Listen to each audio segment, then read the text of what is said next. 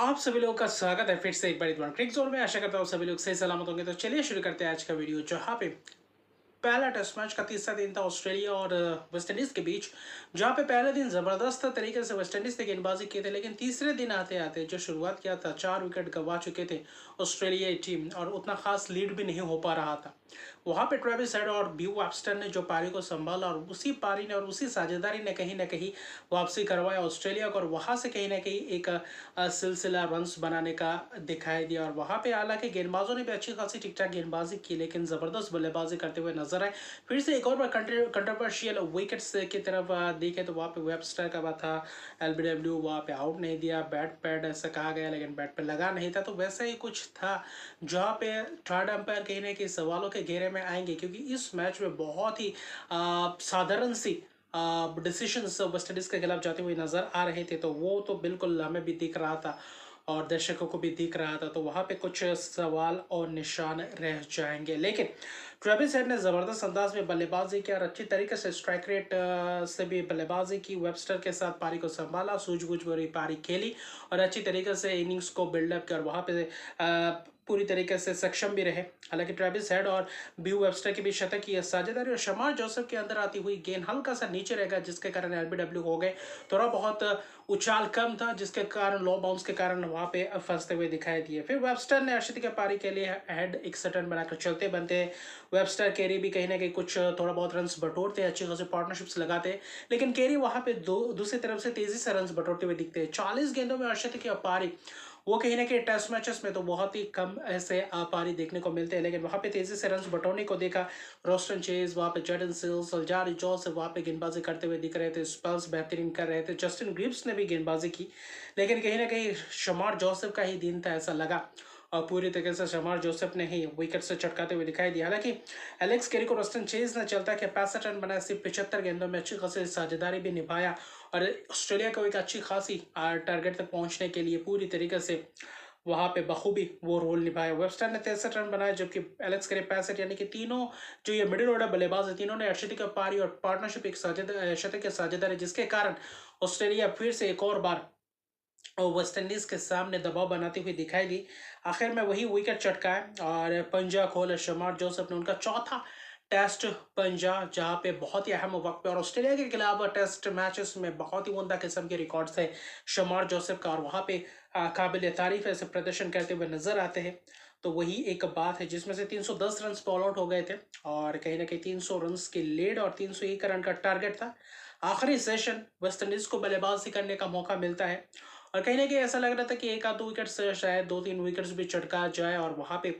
Partnerships buildup करे, वहां पे कोशिश करे रन्स बनाने की, और वहां पे संभाल कर विकेट को संभाल कर रखने की कोशिश करे। लेकिन वहां पे स्टार्क और जो हेजलवुड कमिंस ने किया, वहां पे जो भरपाई किया, गेंदबाजों ने जो कहर बरपाया, खासतौर पे जॉश हेजलवुड पहले ही स्पेल से। हालांकि पहले स्पेल में कहीं ना कहीं वहां पे क्रेग ब्रेथवेट को मिचेल स्टार्क ने चलता है कि जबरदस्त अंदाज में वो पहले ही ओवर में चटकाया। ये उनके टेस्ट करियर का 20वां विकेट है जहाँ पे पहले ही ओवर में विकेट चटकाते हुए नजर आए थे। क्रेग ब्रेथवेट है, एक ऐसा शॉट भी नहीं कहूंगा, वहां पे फ्लिक करने गए और वहां पे कैच दे बैठे। फिर जॉन कैम्बल ने कोशिश की पारी को लंबा करने की, 40-45 रन की पार्टनरशिप्स की, लेकिन वहां पे जो दूसरा विकेट जाता है वहीं से कहीं ना कहीं मैच का रुख पलट जाता है ऑस्ट्रेलिया की तरफ। हेजलवुड अच्छी खासी गेंदबाजी करते हैं, जॉन कैम्बल अच्छे खासे रन बटोरते हैं, और कहीं ना कहीं वहां पे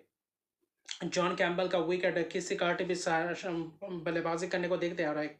हेजलवुड आते हैं, जॉन कैम्बल कहीं ना कहीं कैच दे बैठते, वैसे एंगल से आती हुई गेंद वहां पे हल्का सा आउटसाइड है जो वहां पे कैच, और वहीं से अगला गेंद ब्रेंडन किंग आते हैं स्लिप में कैच, जॉश हेजलवुड विकेट चटकाते हैं। हैट्रिक का मौका था लेकिन हैट्रिक ले नहीं पाए, लेकिन वहां से सिलसिला शुरू हुआ विकेट जाने का। फिर कहीं ना कहीं रोस्टन चेज आते हैं, ज्यादा लंबा वक्त तक बल्लेबाजी नहीं कर पाते। हेजलवुड आते हैं, वही सैम कॉन्स्टेंस के हाथों कैच दे बैठे, वहां पे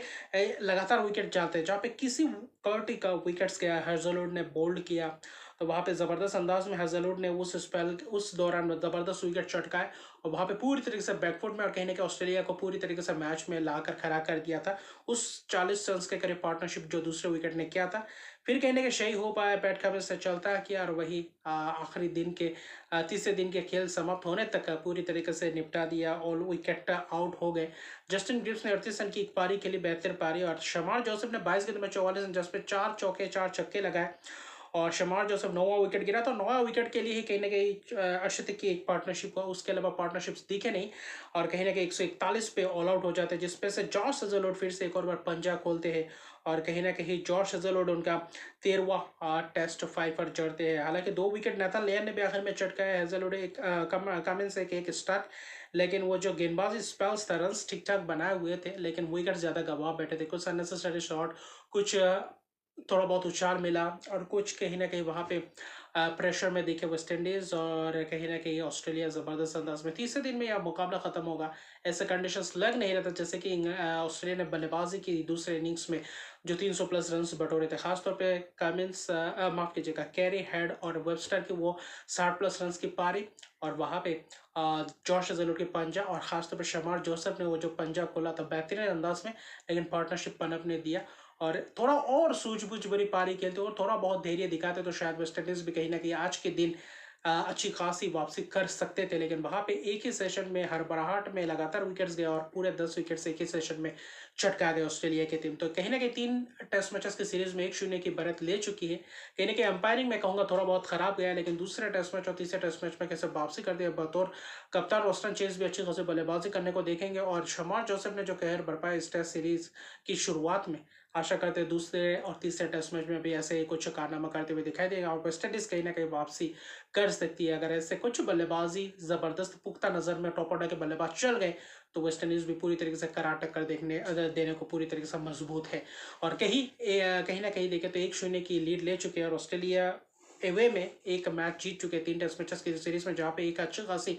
बात है आप एवे में सीरीज जीतना मैचेस जीतना चाहते हैं ज़्यादा से ज़्यादा, ताकि होम में कहीं ना कहीं जीत के बाद कहीं ना कहीं आपका और पुख्ता हो जाए वर्ल्ड चैंपियनशिप के फाइनल में पहुंचने के लिए। तो अभी के लिए इतना रखते मेरे चैनल को सब्सक्राइब नहीं तो मेरे चैनल को सब्सक्राइब कर दीजिए, लाइक कमेंट जरूर कीजिए। तब तक के लिए गुड बाय।